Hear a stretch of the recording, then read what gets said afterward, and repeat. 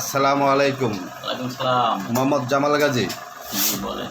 বাংলাদেশে বর্তমান যেই হারে দ্রব্যমূল্যের দাম বাড়তেছে এই বিষয়ে কি আপনি কিছু বলতে পারেন? কেন বাড়তেছে বা কারাই বাড়াইতেছে? আসলে বিষয়টা হয়েছে কি, আমাদের দেশে যারা বড় বড় ব্যবসায়ী আছে এরা না আমাদের যারা মধ্য পরিবার আমরা যারা আছি কোনো চিন্তা ভাবনা করে না।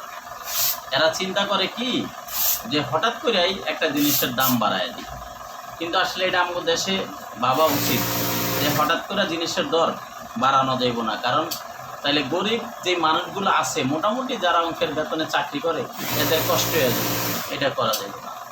আজকে 3-4 দিন আগে পেঁয়াজের কেজি গেছে 70 টাকা করে বেচছে, হঠাৎ করে 80 টাকা করে এখন হয়ে গেছে। 4-5 দিন আগে ডিম 30টা ডিম 300 টাকা বেচছে। খুচরা যারা আইনা পাইকারি বেচে, বড় ব্যবসায়ী না, তারা কি করলো হঠাৎ করে এখন 30টা ডিম 370 টাকা দিয়ে কিনতে হইতেছে। তাহলে 30টা ডিমে যদি 70 টাকা বাইরে যায় তাইলে কত টাকা বাইরে যায়? তবে এটা নিয়েই আসলে আরেকটা জিনিস,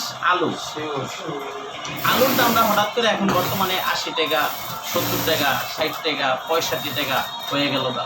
একই জিনিস কত দাম জেনে যেটা পারতেছে, খুচরা ব্যবসায়ীরা ওটা নিয়ে নিতে আছে, বড় ব্যবসায়ীরও দাম বেশি ব্যস্ত আছে।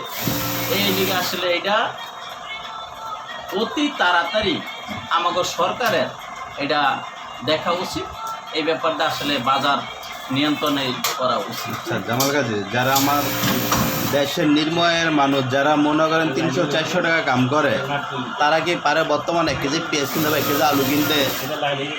না, এরা তো আসলে অনেক কষ্ট হইতেছে। 400 টাকা বেতনে যদি একটা মানুষ কাজ করে তাহলে তো এটা সোজা একটা হিসাব আছে।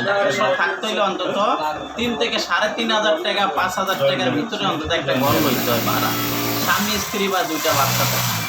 তারপরও এর ভিতরে কি 1 কেজি চাইলের দাম 80 টাকা, নিম্নে 70 টাকা, 1 কেজি আধা কেজি আলু কিনলে 30 টাকা, একটা মরিচ কিলো টাকা লাগে। মানে সব কিছু মিলে ওনার মতো মানুষ ঢাকার সব থাকার অসম্ভব হয়ে দাঁড়ায় গেছে, সম্ভব নেই।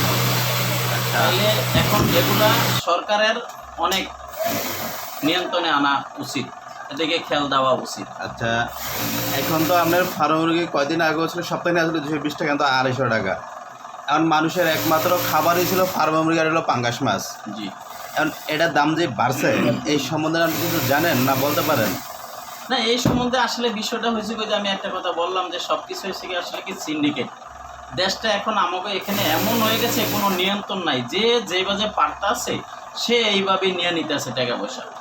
পাঙ্গাস মাছ যদি আজকে কারণ বাজার যদি বিক্রি হয় 200 টাকা কেজি, ওই জায়গায় যদি 10 টাকা বাড়ায় পাইকারি হিসাবে, এলাকায় এনে আবার ওইটারে করে কি 40 টাকা বাড়ায় দেয়, তো দাম বাইরে গেছে।